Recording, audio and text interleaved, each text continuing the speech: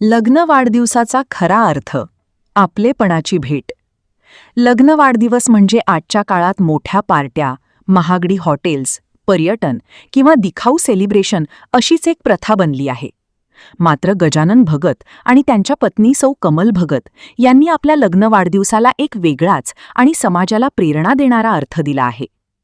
आपल्या संसाराचा आनंद फक्त स्वतःपुरता न ठेवता ते दरवर्षी हा खास दिवस मतिमंद मुलांच्या शाळेत आणि वृद्धाश्रमात साजरा करतात. कुठलाही फाजील खर्च न करता निराधार आणि प्रेमाच्या भुकेल्या लोकांसोबत आनंद वाटण्याचा त्यांचा हा उपक्रम अनेकांसाठी आदर्श ठरत आहे. गजानन भगत सांगतात, आमचा आनंद त्यांच्या हास्यात आहे. वृद्धाश्रमातील आजी आजोबांचे आशीर्वाद आणि मतिमंद मुलांची निरागस मिठी हेच त्यांच्या आयुष्यातील सर्वात मोठे गिफ्ट असल्याची भावना त्यांनी व्यक्त केली.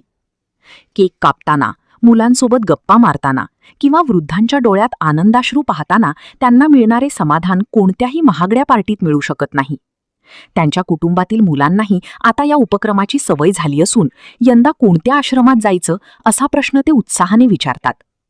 भगत कुटुंबाचा हा उपक्रम समाजाला एक मोठा संदेश देतो. लग्न म्हणजे केवळ दोन व्यक्तींचं नातं नसून समाजाप्रती असलेल्या जबाबदारीची जाणीव देखील आहे.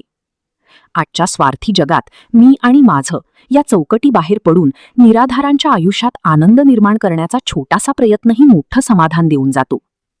गजानन भगत आणि त्यांच्या कुटुंबाने आपल्या कृतीतून दाखवून दिलं आहे की आपली माणसं फक्त रक्ताची नसतात, तर ज्यांना आपल्या प्रेमाची गरज आहे ती सगळीच आपली असतात.